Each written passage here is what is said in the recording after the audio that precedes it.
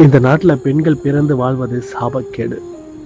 கடவுள் எதற்கு பெண் பிள்ளைகளை படைத்து வாழும் பொழுது ஏன் நரகத்தை கொடுக்கிறார் என்று இப்போ வரை யாருக்குமே தெரியாது.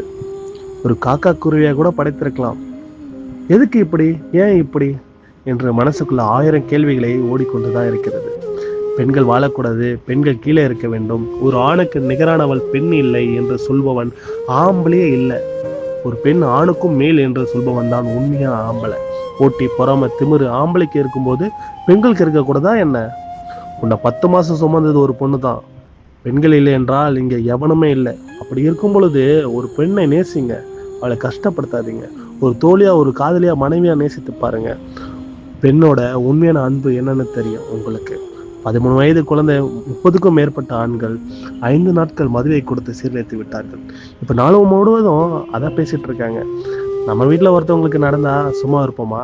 பிறரும் நம் குடும்பம் என்று நேசித்து வாழ கற்றுக்கொள்ளுங்க. பெண் பிள்ளைகள் வாழ வேண்டும், பெண்கள் வாழ வேண்டும் சுதந்திரமாக, நிம்மதியாக. அதற்காக அனைவரும் சேர்ந்து போராடுவோம். உண்மையான நீதி கிடைக்கும் வரை வேறொருவர் என்று நினைத்தால் நாளை நமக்கு நடக்கும் என்று மறந்து விடாதீர்கள்.